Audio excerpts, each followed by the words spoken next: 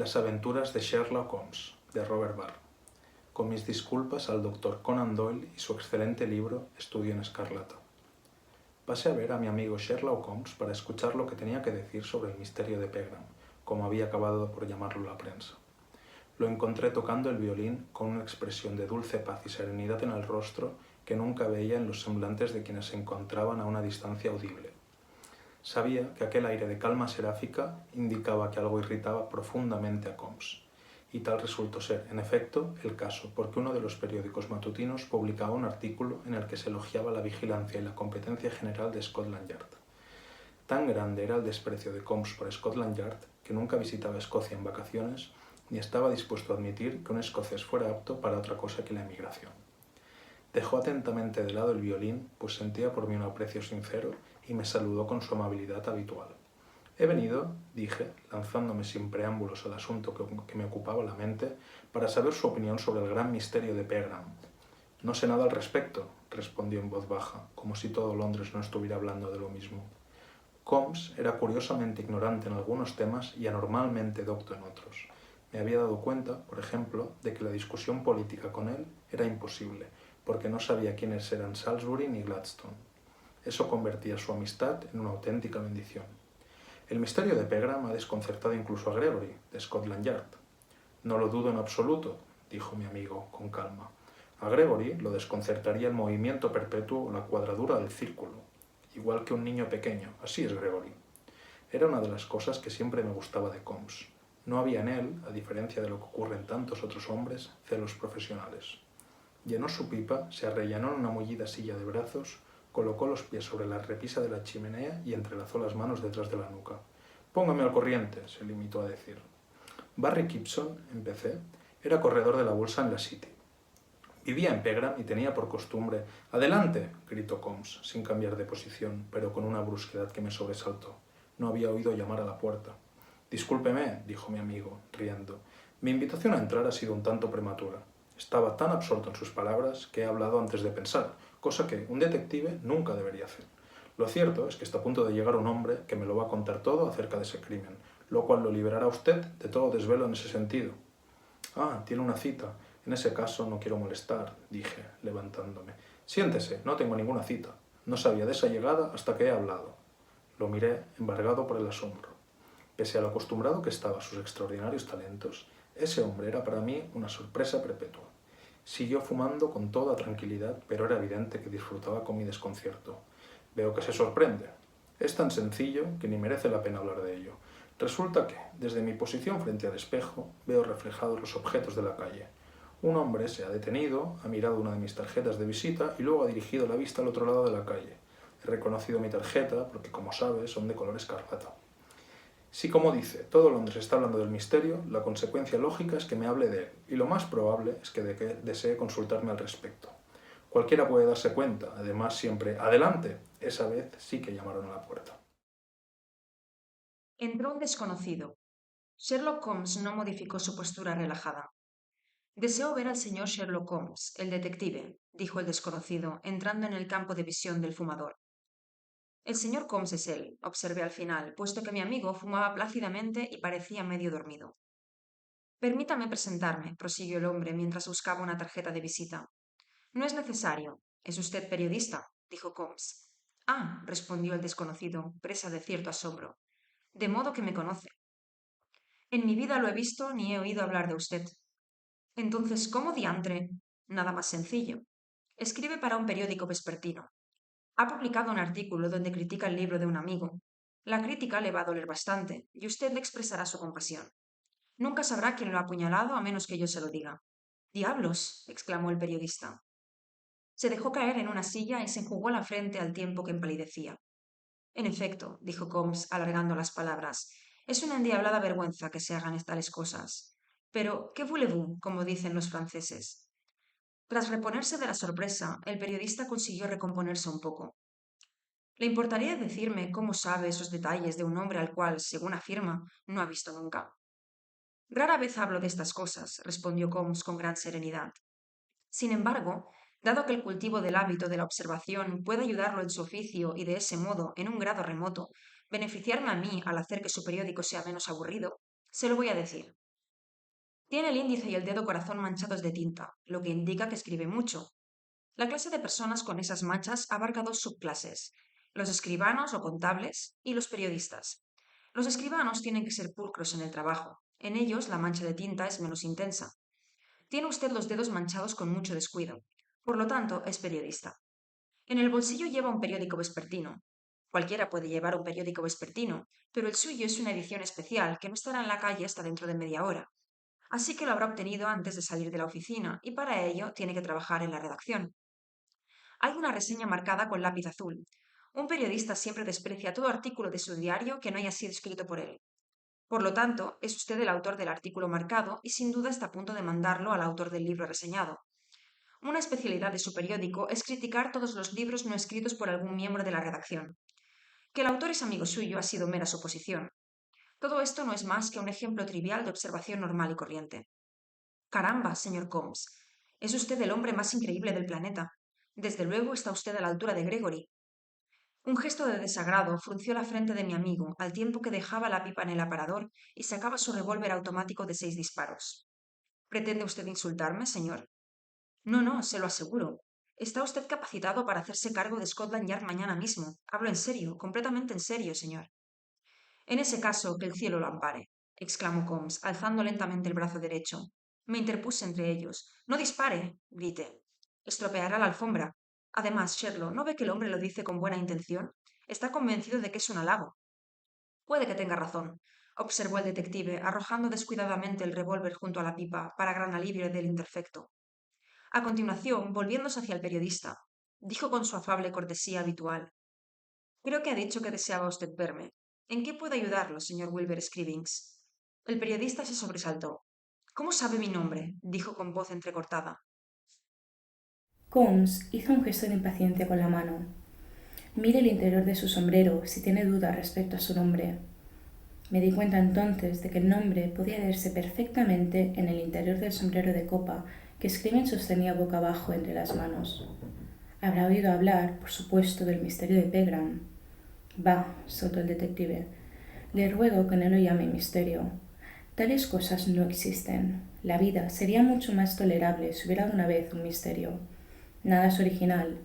Todo ya se ha hecho antes. ¿Qué es eso del asunto de Pegram? El caso de Pegram tiene a todo el mundo desconcertado. El Evening Blade desearía que usted lo investigara y poder publicar luego el resultado. Le pagará bien. ¿Aceptaría el encargo? Es posible. Hábleme del caso. Creía que todo el mundo conocía los detalles. El señor Barry Gibson vivía en Pegram. Tenía un abono de temporada entre esa estación y la estación término. Acostumbraba a volver a Pegram todas las tardes en el tren de las 5:30. Hace unas semanas enfermó de gripe. En su primera visita a la City tras recuperarse, retiró algo así como 300 libras en billetes y salió de su oficina a la hora habitual para tomar el tren de las 5:30. Nunca se lo volvió a ver con vida, al menos según la información que es de público conocimiento. Lo encontraron en Brewster, en un compartimento de primera clase del Expreso de Escocia, que no para entre Londres y Brewster. Tenía una bala en la cabeza y el dinero había desaparecido, lo que apunta claramente a un asesinato y robo.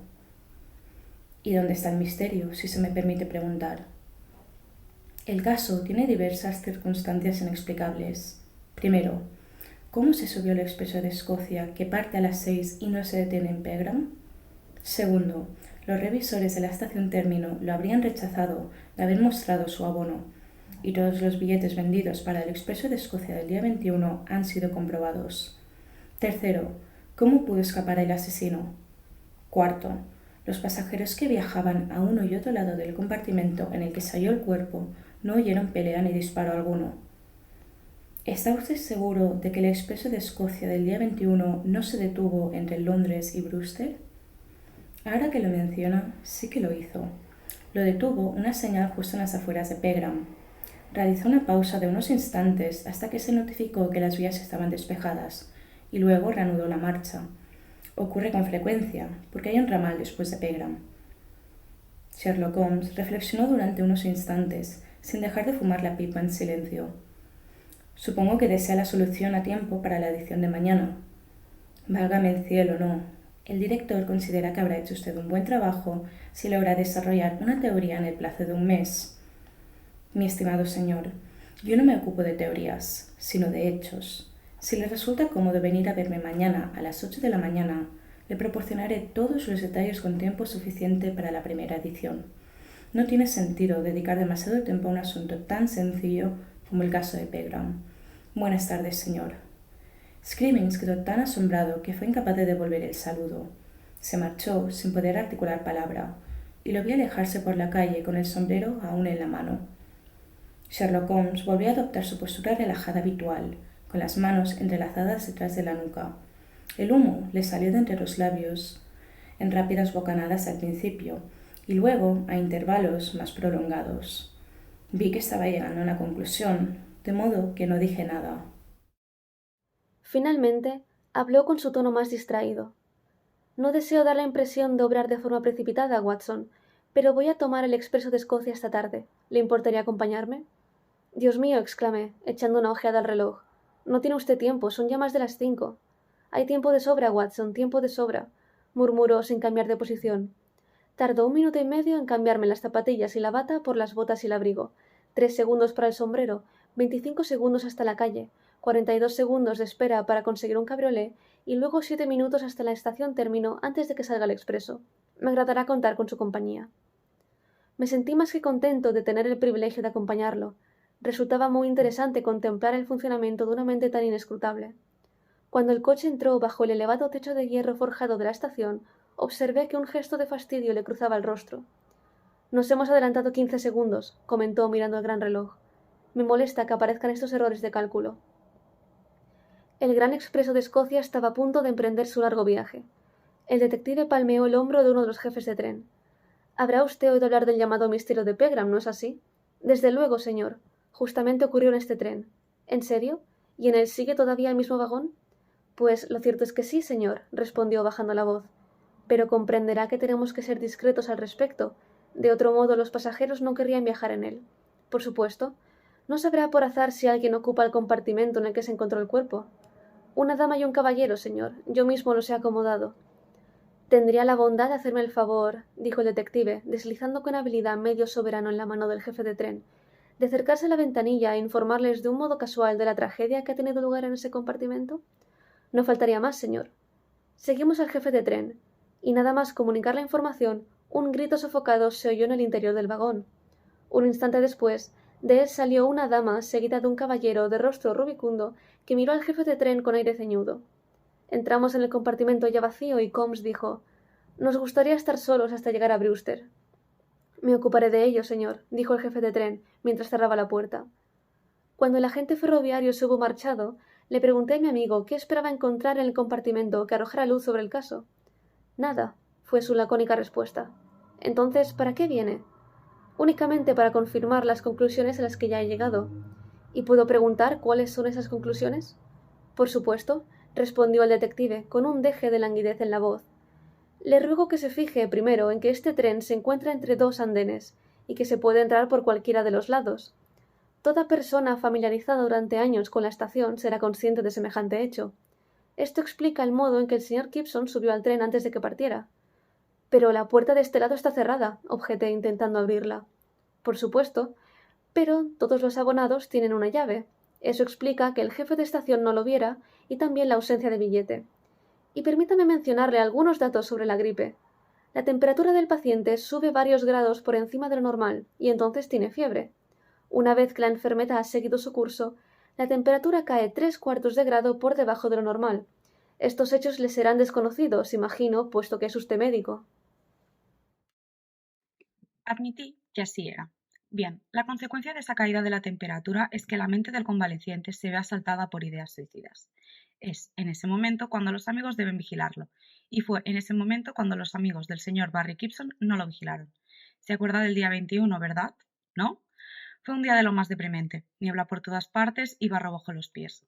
Muy bien, decide suicidarse.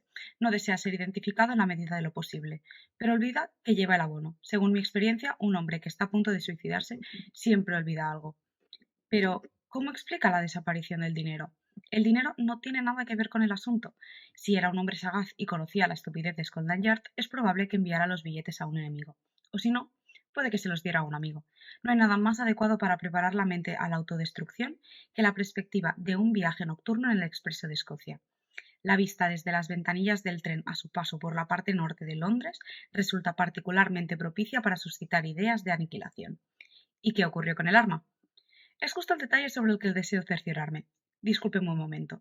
Sherlock Holmes bajó la ventanilla del lado derecho y examinó de modo minucioso con una lupa la parte superior del bastidor.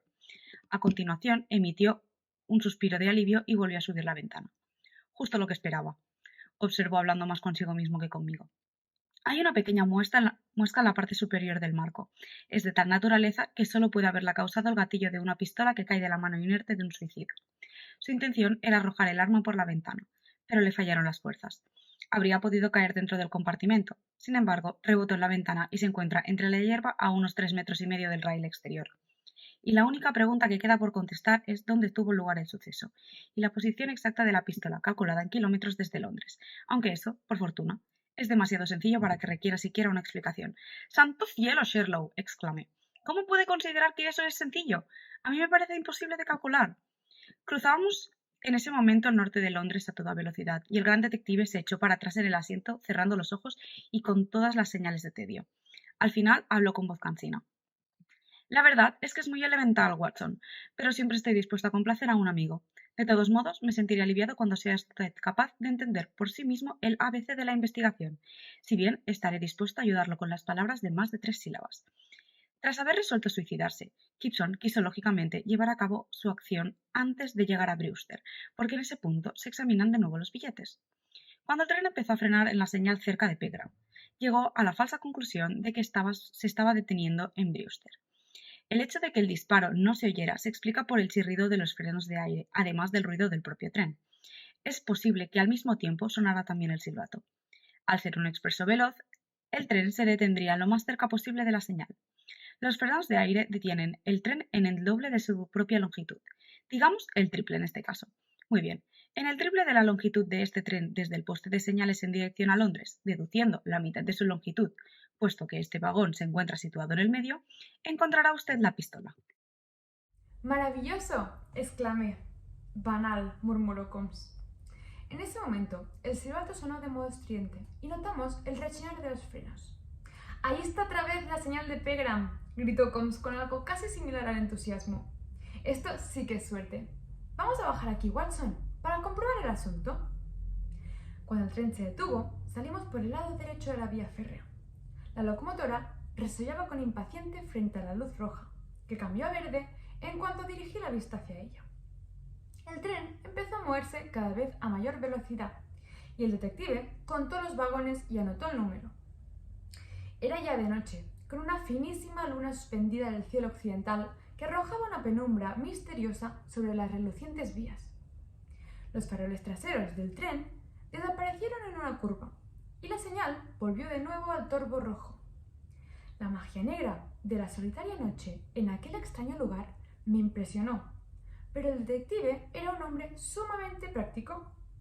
Apoyó la espalda contra el poste de señales y echó a andar por la vía con zancadas regulares, contando los pasos. Caminó solado en silencio, siguiendo la vía. Al final se detuvo y sacó del bolsillo una cinta de medir. La desenrolló hasta los 3 metros, examinando los números a la tenue luz de la luna nueva. Midió el extremo, colocó los nudillos sobre el riel y me hizo un gesto para que bajara el terraplén. Extendí la cinta y luego metí la mano en la húmeda hierba para señalar el lugar. ¡Dios santo!, exclamé con estupefacción. ¿Qué es esto? «Es la pistola», respondió Holmes en voz baja. En efecto, era la pistola. El Londres periodístico tardará en olvidar la sensación causada por el relato de las investigaciones de Sherlock Holmes, tal como las publicó con todo detalle el Evening Blade en su edición del día siguiente. Ojalá mi historia terminara aquí. ¡Ay! Holmes entregó desdeñosamente la pistola a Scotland Yard. Los entrometidos agentes, movidos, como siempre sostengo, por los celos, descubrieron en ella el nombre del vendedor. Investigaron.